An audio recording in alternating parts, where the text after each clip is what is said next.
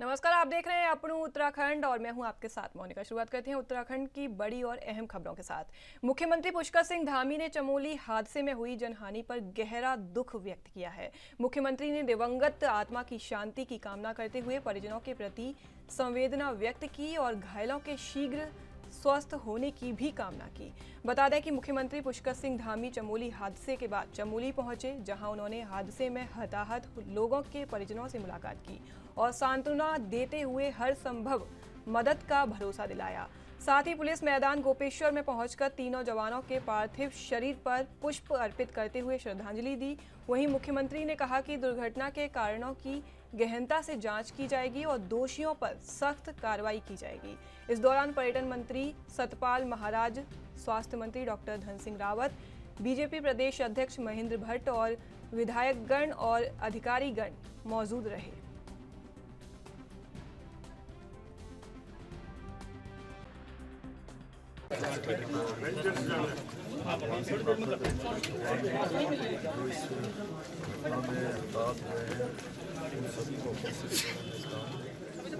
और पारिवारिक जनों को सबको सहन थोड़ा पीछे पीछे हो जाना है। घटना हुई उसके बाद 6 लोगों दुर्घटना में घायल हुए हैं, किसी के सेम से रेफर किया गया। मैं शाम को वहाँ उपचार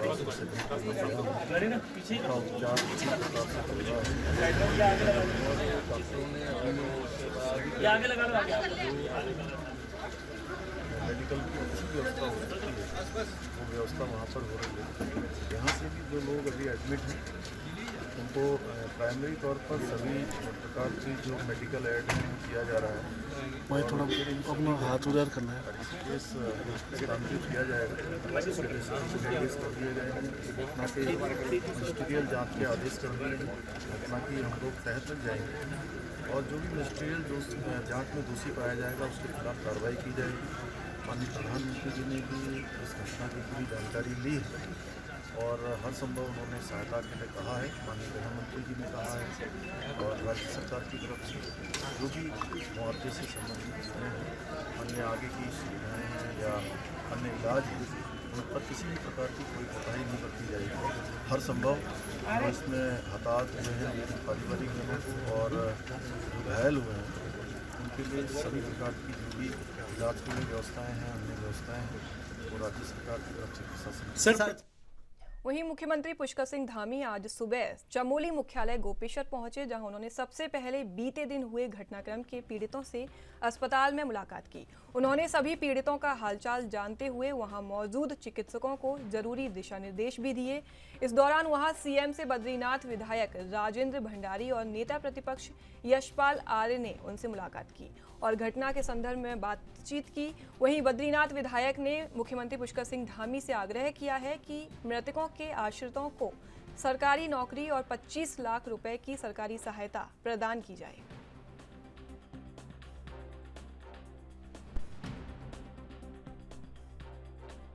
हम सब के लिए और निश्चित रूप से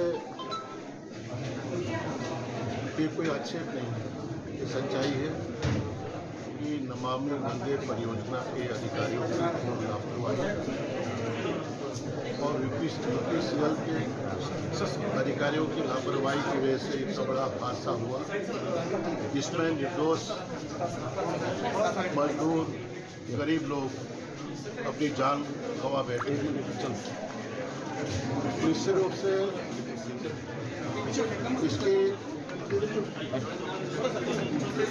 उन अधिकारियों के खिलाफ ठोस कार्रवाई होनी चाहिए जो इस मामले में।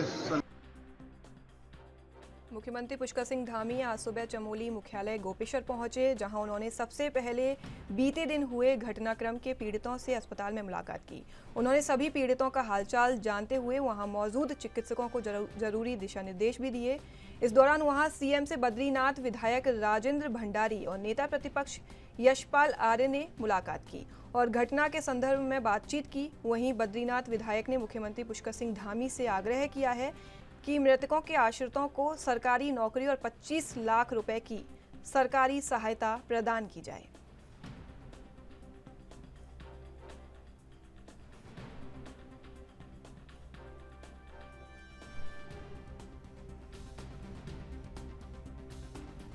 आपको बता दें कि मुख्यमंत्री पुष्कर सिंह धामी आज सुबह चमोली मुख्यालय पहुंचे, जहां उन्होंने सबसे पहले बीते दिन हुए घटनाक्रम के पीड़ितों से अस्पताल में मुलाकात की। इस दौरान वहां सीएम से बद्रीनाथ विधायक राजेंद्र भंडारी और नेता प्रतिपक्ष यशपाल आर्य ने मुलाकात की और घटना के संदर्भ में बातचीत की।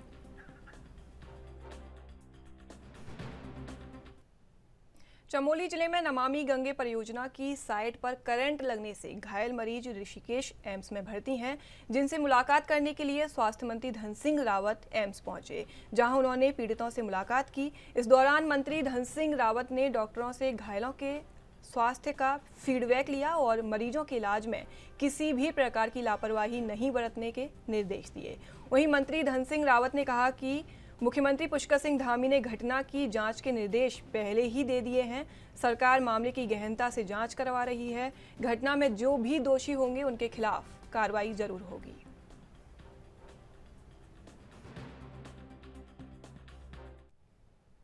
चमोली हादसे की जांच प्रक्रिया शुरू कर दी गई है। मुख्यमंत्री पुष्कर सिंह धामी ने हादसे की मजिस्ट्रियल जांच के आदेश दिए हैं। चमोली के पीपल कोटी में हुई घटना में मृतकों को सीएम धामी और कैबिनेट मंत्री सतपाल महाराज ने श्रद्धांजलि अर्पित की।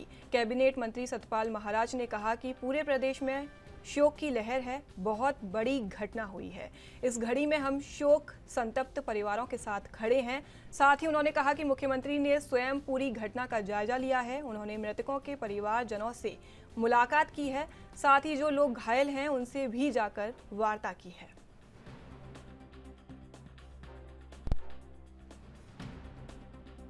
अब ये जांच हो रही है, अब जांच के बाद ही सारे आउटकम समझ में आएंगे। मैं कुछ बोलूंगा तो उचित नहीं है, क्योंकि ये बड़ी उच्च स्तरीय जांच हो रही है, तो जांच के बाद पता चल जाएगा। और ये प्रोजेक्ट में वहाँ लोगों ने कहा कि भाई जो दोषी हैं वो दंडित होने चाहिए, तो ये बड़ा विश्वास दिलाया माननीय मुख्यमंत्री जी ने कि जो दोषी है उनको बख्शा नहीं जाएगा, उनको कड़ी से कड़ा सजा दी जाएगी।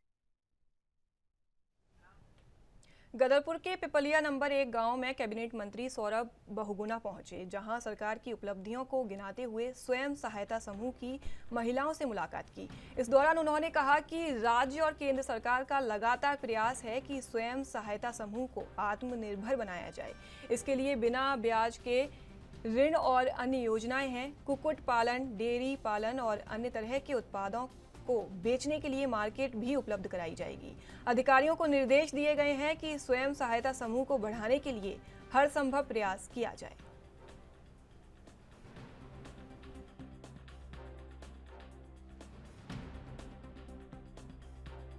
देखिए, मैंने समूह के लिए हमेशा उत्तराखंड सरकार ने काम किया है।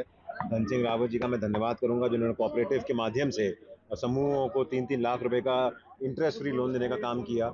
हमारे विभाग से मत्स्य पालन और पशुपालन और डेयरी में हम समूह के माध्यम से हजारों महिलाओं को रोजगार उपलब्ध हो रहा है, जो हमारे आंचल के डेयरी के साथ जुड़ी हुई हैं या जो हमारे पशुपालन के साथ जुड़े हुए हैं।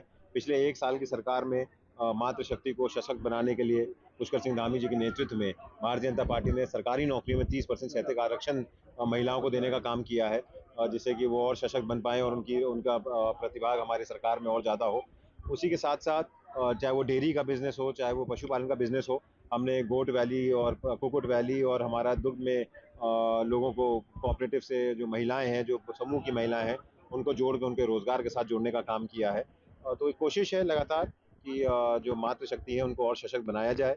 जो माननीय मोदी जी की सोच है कि जो आखिरी पंक्ति में खड़ा हुआ व्यक्ति है उसको आगे लाया जाए, ये सरकार उसी पे समर्पित है और लगातार उसी तरह की। वहीं हल्द्वानी के सर्किट हाउस में जिला पंचायत अध्यक्ष के नेतृत्व में पंचायत बोर्ड की बैठक हुई, जिसमें कई महत्वपूर्ण बिंदुओं पर चर्चा हुई, जिसमें जिला पंचायत की नैनीताल जिले में विभिन्न जगहों पर अतिक्रमण को लेकर चर्चा की गई। तो वहीं ग्रामीण क्षेत्रों में सोलर लाइट लगाने के मामले में बोर्ड बैठक में आए जिला पंचायत अध्यक्ष बेला तोलिया ने कहा कि जिला पंचायत कोशिश कर रहा है कि कब्जे वाली जमीनों को चिन्हित करने के बाद खाली कराया जाए।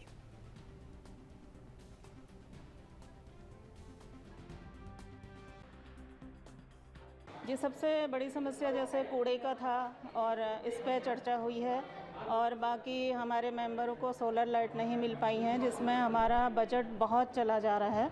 तो इस पे भी चर्चा हुई है कि जल्दी से जल्दी हमारे मेंबरों को सोलर लाइट मिल जाए, ताकि जो जंगलों का एरिया है वहाँ पर लाइट लग सके। पूरे नैनीताल ज़िले में जितने भी हम ज़मीनें हैं उनको हम चिन्हित कर रहे हैं। मेन समस्या ये आई कि हमें अमीन में नहीं मिल पाया है।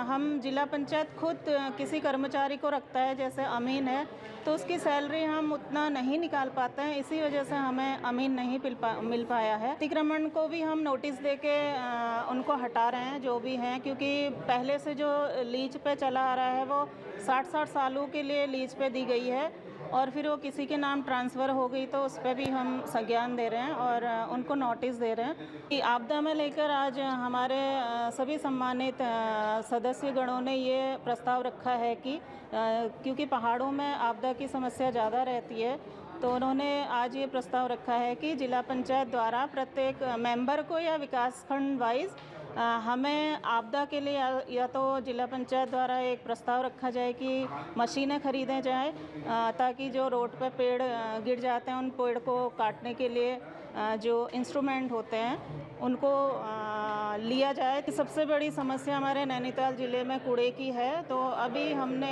हमारा जो टेंडर गया है किसी ठेकेदार को, वो पहले 4 गाड़ियाँ थी, अब 2 गाड़ियाँ और बढ़ाकर 6 गाड़ियों द्वारा हम नैनीताल ज़िले से कूड़ा उठा। ग्रामीण क्षेत्रों में जिला पंचायत द्वारा काफ़ी काम किए गए हैं, जिसमें हमारे क्षेत्र में मेरी जिला पंचायत क्षेत्र में अब तक इन 4 सालों में 4 करोड़ से ऊपर के मैं कार्य कर चुका हूँ खुद। जो आज आंतरिक बैठक थी, जो रुके हुए कार्य हैं उन पर विभाग द्वारा और जिला पंचायत सदस्यों द्वारा चर्चा की गई, और जैसे कूड़ा वाहन है, कॉम्पैक्ट लगे हैं जैसे रामनगर, गौलापार, इसमें जितना भी पुराना कूड़ा है वो रिसाइकल किया जाएगा।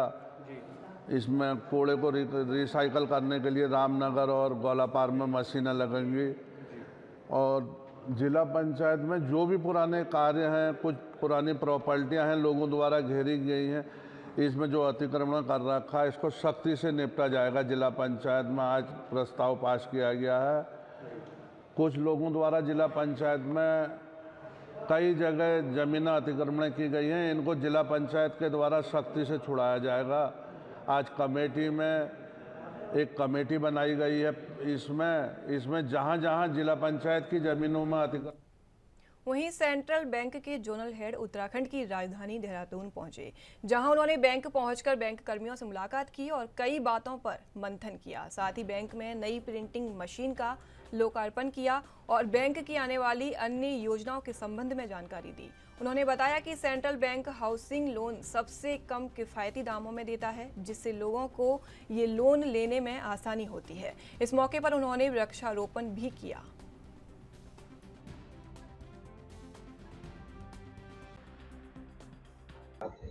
जहाँ तक हम लोग ने आपस में चर्चा हमेशा करते ही रहते हैं, हर सप्ताह हम लोगों की वीडियो कॉन्फ्रेंस द्वारा मीटिंग होती है। आज पर्सनली यहाँ आने का अवसर मिला, तो स्टाफ को हमेशा यही प्रेरित करते हैं कि हम लोग को अपना मार्केट शेयर अभी उत्तराखंड के स्टेट में अपने को बहुत ज़्यादा बढ़ाने की आवश्यकता है।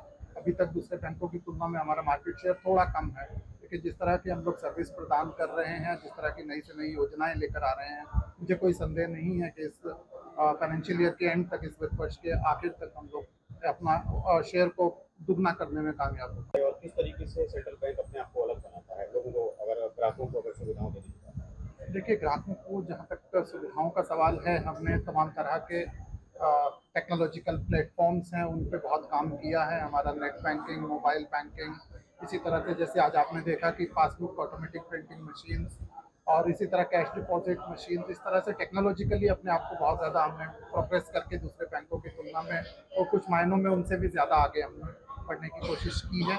और बाकी हमारा स्टाफ पूरी तरह से प्रेरित किया जाता है उनको कि अच्छी से अच्छी कस्टमर सर्विस प्रदान करें, अच्छी से अच्छी ग्राहकों को सेवा दें। तो इस तरह से हम लोग अपने आप को कंपटीशन में, और जहाँ तक स्कीम्स का सवाल है, कुछ तो गवर्नमेंट की स्कीम्स हैं, लेकिन बैंक भी अपने लेवल पे बहुत ही कॉम्पिटिटिव इंटरेस्ट रेट पे हम लोग स्कीम्स लेके आते हैं समय समय पर, और बहुत सारी स्कीम्स हैं उस तरह की। बिल्कुल डॉक्यूमेंटेशन एक्चुअली जो हम फिल्ट्रेशन का काम है, बहुत सारा ड्यू डिलिजेंस का काम है, वो ऑटोमेटेड कर दिया गया है। जैसे PSB 59 है या बाकी और भी से जो जनसमर्थ पोर्टल वगैरह से, तो काफ़ी सारा। तो फिलहाल एक छोटा सा ब्रेक, जल्द हाजिर होंगे ब्रेक के बाद।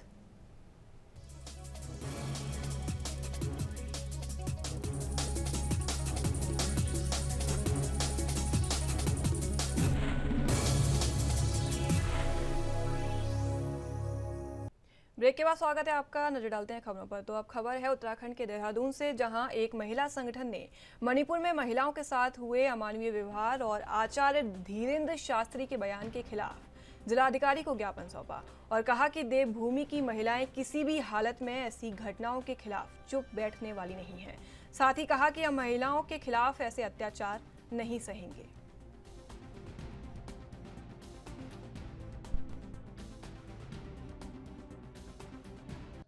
हमारे दो प्रमुख बिंदु हैं।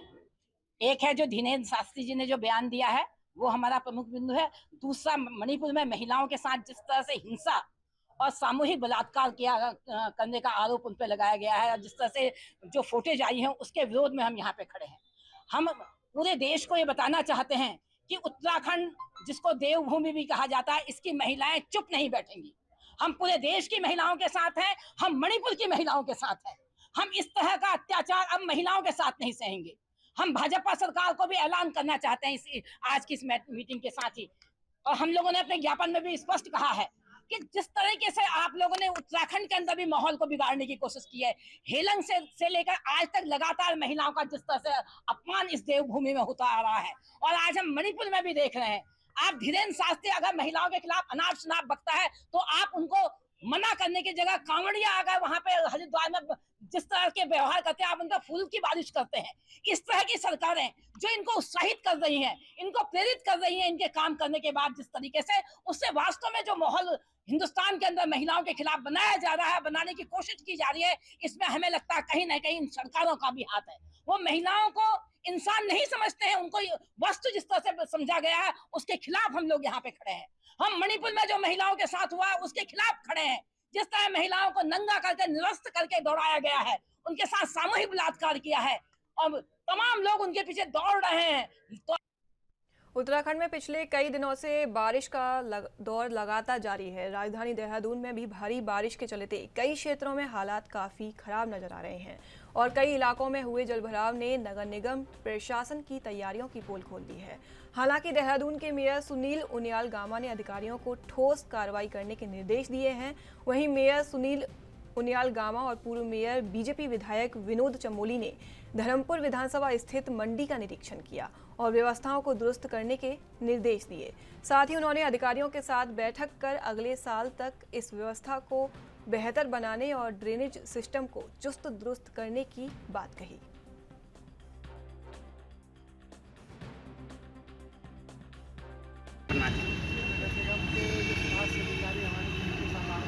मंडी में भेजा है, तो मंडी में जो वहाँ दलदल की स्थिति हो रखी है, उसके लिए मैंने कहा जिन जिनकी दुकानों के आगे हैं, उनको दुकानों के नाम नोट करके उनको जो है नोटिस दिया। देहरादून में प्रदेश कांग्रेस कार्यालय में यूथ कांग्रेस प्रदेश अध्यक्ष सुमितर भुल्लर की अध्यक्षता में प्रेस वार्ता की गई, जहां प्रेस वार्ता शुरू होने से पहले चमोली हादसे में मृतकों के लिए 2 मिनट का मौन रखा गया। वहीं प्रेस वार्ता को संबोधित करते हुए सुमितर भुल्लर ने कहा कि यूथ कांग्रेस के द्वारा सचिवालय कूच शांतिपूर्ण तरीके से किया जा रहा था, लेकिन इसके बावजूद पुलिसकर्मियों ने कार्यकर्ताओं के मुंह पर जबरन पेपर स्प्रे किया। उन्होंने कहा कि मामले को लेकर निष्पक्ष जांच सरकार के द्वारा कराई जानी चाहिए। वहीं उन्होंने चेतावनी देते हुए कहा कि यदि सरकार इन मामलों की जांच कराने में निष्क्रिय रहती है तो यूथ कांग्रेस मुख्यमंत्री आवास का घेराव करेगी।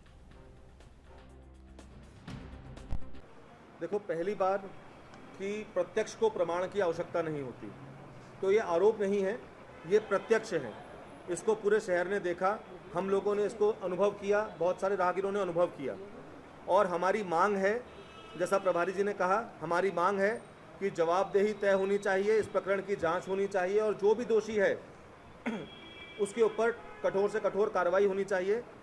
और अगर सरकार और प्रशासन इस प्रकरण की भी लीपापोती करने का प्रयास करता है जैसा वो भर्ती घोटाले में अंकिता भंडारी प्रकरण में लगातार कर रहे हैं, तो हम इसकी आवाज़, इस मांग को आगे बढ़ाने का काम करेंगे और निकट भविष्य में अगर कोई ठोस कदम नहीं उठाए गए शासन प्रशासन द्वारा तो हम।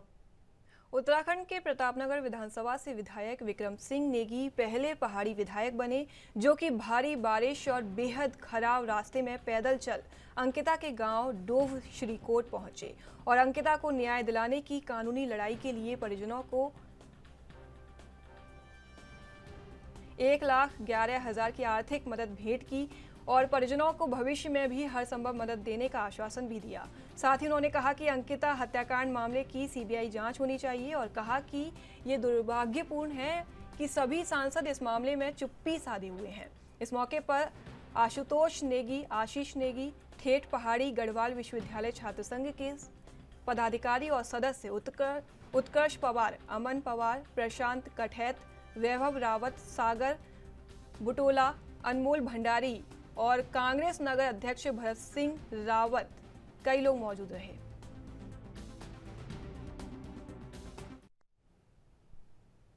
निगम की ओर से प्रत्येक वार्ड में स्ट्रीट लाइट लगाने का कार्य चल रहा है, पर कई वार्डों में भी अभी तक कार्य पूरा नहीं हो पाया है, जिसे लेकर पार्षदों में रोष व्याप्त है। बुधवार को शहर के तमाम पार्षद निगम दफ्तर पहुंचे और मेयर डॉक्टर जोगेंद्र पाल सिंह रौतेला से मिलकर नाराजगी जताई। पार्षदों ने कहा कि जिस कार्यदायी संस्था को लाइट लगाने का कार्य सौंपा गया है उसके पास ना तो मैन पावर है और ना ही वो क्षेत्र में आकर कार्य कर पा रही है। इधर मेयर रौतेला ने भरोसा दिलाया है कि कार्यदायी संस्था के अधिकारियों को 5 दिन का अल्टीमेटम दिया गया है। मुख्यतः इन लोगों की जो फोन कॉल जाती है उनको कि मैं तेजी से बोल रहा हूँ और अमुक जो हमारे सम्मुख अभी आया कि एटीओ कुलदीप नाम से कोई जो है पिछले 3-4 दिनों में जो हमारे रिटायर्ड इंडियन फॉरेस्ट सर्विस के जो अधिकारी हैं 3-4 अधिकारी, उनके जो कॉल मेरे पास आए कि उन्होंने बताया कि जो है उनको कॉल गई है ट्रेजरी के नाम पर, उनको जो है कॉल करके उनसे कहा गया कि जो है आपका लाइफ सर्टिफिकेट बंद हो चुका है, अपडेट होना है, अगर ये नहीं किया गया तो जो है आपकी। हाँ बिल्कुल, हमने जो है अखबार में भी विज्ञप्तियाँ दी हैं और लोगों को जो है मैसेज डालने का प्रयास भी कर रहे हैं अपने डेटा सेंटर से जो है, और आप लोगों के माध्यम से भी जो है, आपके चैनलों के माध्यम से भी जो है हम ये जन प्रचार, जागरूकता प्रचार कर रहे हैं कि कोई जो है कर्मचारी या अधिकारी जो है इस ढंग से उनकी झांसे में ना आए और ये अपने कंफर्म कर ले, क्योंकि ये साइकोलॉजिकली होता है कि जो है 2-3 सेकंड के लिए जो है वो सोच नहीं पाता, लेकिन जब वो आगे उससे डिटेल मांगी जाती है तो उसको समझ जाना चाहिए कि जो है क्यों मेरे से अकाउंट नंबर मांगा जा रहा है, क्यों मेरा एटीएम कार्ड मांगा जा रहा है और क्यों पासवर्ड मांगा जा रहा है, ओटीपी मांगा जा रहा है। तो कभी शेयर हो भी जाता गलती से तो उसको बैंक में जाकर के अपने अकाउंट को होल्ड लगा देना चाहिए, एटीएम को ब्लॉक कर दे, दोबारा नया एटीएम के लिए रिक्वेस्ट डाल दे। इस ढंग से जो है वो इन सारी चीज़ साइबर ठगी से बच सकते हैं। तो फिलहाल के लिए मेरे साथ बस इतना ही। देश विदेश की तमाम बड़ी खबरों को देखने के लिए देखते रहिए ANB न्यूज़। नमस्कार।